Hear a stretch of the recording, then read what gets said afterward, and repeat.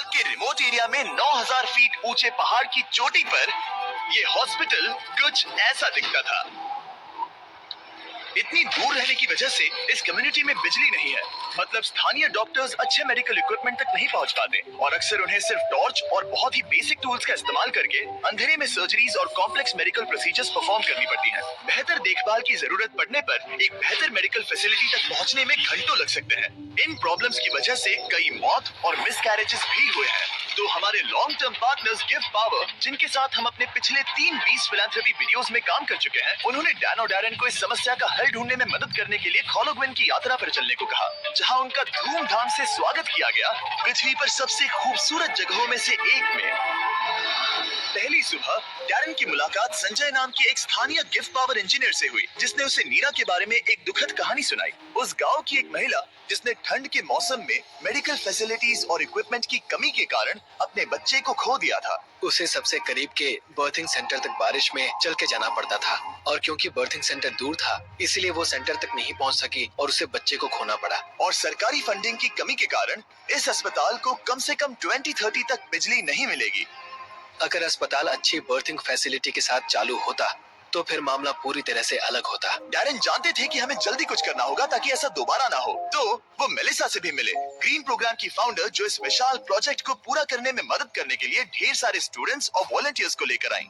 जब मैं छोटी थी, मैं मलेशिया में अपने परिवार से मिलने गई। वहाँ मैंने पहली बार समंदर देखा और समंदर तट से जुड़ी चट्टानों को देखा और तब मुझे पहली बार यह एहसास हुआ कि अगर हमें लोगों को प्रकृति की खूबसूरती दिखाने का मौका मिले तो ऐसा करके हम उनके अंदर ऐसा भाव जगा सकते हैं कि जिनसे वो भी प्रकृति की रक्षा करना चाहे। तो हमने अनिवार्य रूप से दुनिया भर से ऐसे छात्रों को लिया है जो सच में अच्छा प्रभाव डालने की परवाह करते हैं और आने वाले पीढ़ियों का परिचय दुनिया की खूबसूरती के साथ कराने में सक्षम होना ऐसा तरीका है जो वाकई में दुनिया को बेहतर जगह बना सकता है। संजय और मेलिसा से मिलने के बाद डैरेन काम करने के लिए और भी ज्यादा इंस्पायर्ड हो गए थे। हम सोलर पैनल्स और बैटरीज लगा रहे थे ताकि अस्पताल को बिजली मिल सके। साथ ही इस कम्युनिटी की सेवा के लिए हम उन्हें इक्विपमेंट्स दे रहे थे, जिससे एक सेफ और मॉडर्न बर्थिंग सेंटर का काम पूरा कर चुकी थी।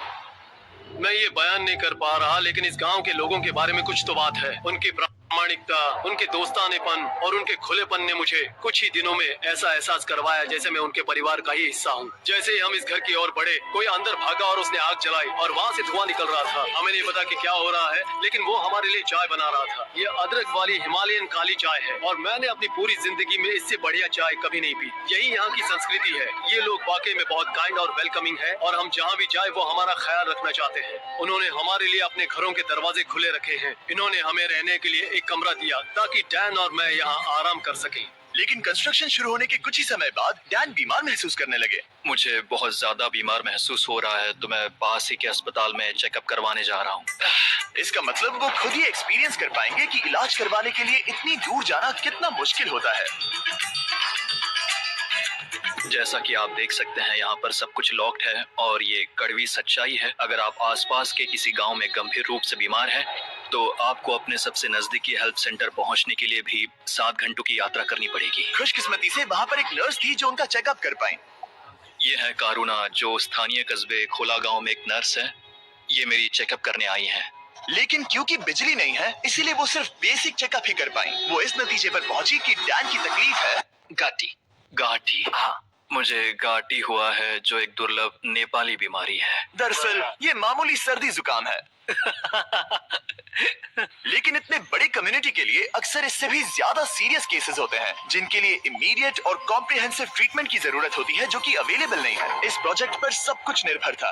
टीम पहले से ही दबाव महसूस कर रही थी, इसलिए जब तक डैन आराम करता, टीम ने काम जारी रखा।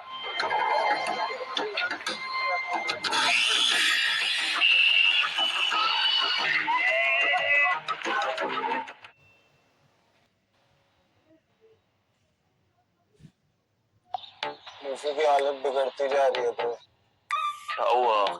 समझाने वाली नहीं, दिखाने वाली चीज है। तो गूगल सर्च से लाइव बात कर लेना।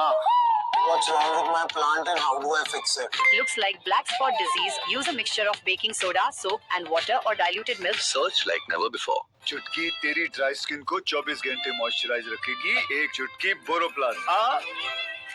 बस आयुर्वेदिक हर्ब्स वाला बोरोप्लस, ये फटी एड़ियां, लिप क्रीम और मेरी नाइट क्रीम भी। बोरोप्लस का जादू दे परिवार को खुशियाँ। बोरोप्लस लड़कियों को शिक्षा देता है और परिवार में खुशियाँ लाता है। बोरोप्लस देश की खुशियों के लिए। अब जब सपोर्टिंग स्ट्रक्चर तैयार हो गया था, हमने सोलर पैनल्स लगाने शुरू कर दिए थे। संभल के, हाँ, आराम से।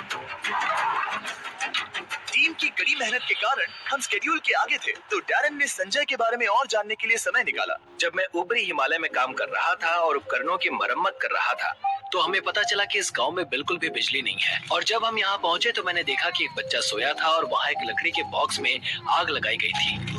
और मेरे दिमाग में अचानक आया कि इस तरह के उपकरण हम भी बना सकते हैं। और उसके बाद मैंने यहाँ नेपाल में एक टीम बनाई और फिर हमने एक बेबी वॉर्मर बनाया और हम इसे नेपाली में न्यानो न्यानी कहते हैं, जिसका मतलब है एक गर्म बच्चा। न्यानो नानी इतनी सफल हुई कि इसने यूएसए में पीपल्स चॉइस अवार्ड जीता। मुझे लगता है कि ये मेरे लिए एक सपने के सच होने जैसा है, क्योंकि मेरा लक्ष्य इस तरह के वॉर्मर का निर्माण करना और लोगों को जागरूक करना कि इस तरह के रिमोट एरियाज में हॉस्पिटल्स का क्या महत्व है। सिंपल मेडिकल इक्विपमेंट से जान बच सकती है, ये समझने के बाद डैरन ने 10 और बेबी वॉर्मर्स खरीदकर संजय को सरप्राइज किया, जिन्हें वो इस तरह के बाकी कम्युनिटीज को डोनेट कर सके। संजय, मैं तुम्हारे पास से 10 और बेबी वॉर्मर्स खरीदना चाहता हूँ और तुम इन्हें जिस भी हॉस्पिटल या कम्युनिटी में बांटना चाहते हो वहाँ बांट सकते हो। तुम्हारा बहुत बहुत शुक्रिया डैरन, ये मेरे और मेरी टीम के लिए बहुत मायने रखता है। Thank you so much. सिर्फ एक दिन बचा था, हम कंस्ट्रक्शन पूरा करने के बहुत करीब थे और पूरी टीम आखिरी सोलर पैनल पर साइन करने के लिए एक साथ आई।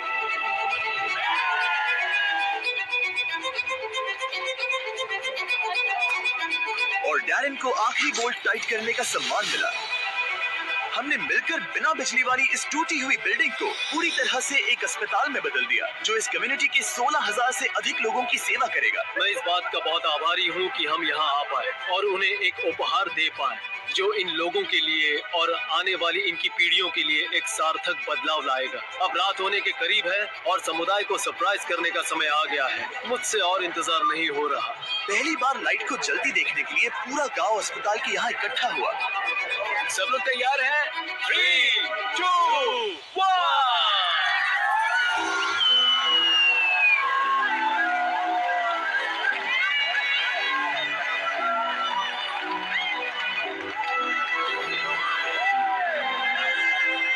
किसी कम्युनिटी में पहली बार रोशनी जलते देखना एक बहुत ही खूबसूरत एहसास है और इससे इस समुदाय के साथ शेयर करने में मुझे बहुत अच्छा लगा। अगली सुबह संजय ने नीरा को वापस अस्पताल बुलाया ताकि वो उसे अपने बेबी वॉर्मर्स के साथ सभी नए इक्विपमेंट्स भी दिखा सके। आज उसके अंदर एक उम्मीद जागेगी कि जिस दौर से वो गुजरी उससे किसी और को कभी गुजरना नहीं पड़ेगा। वो इस बर्थिंग फैसिलिटी के लिए बहुत खुश है। आखिरी सरप्राइज से पहले मैं इस वीडियो के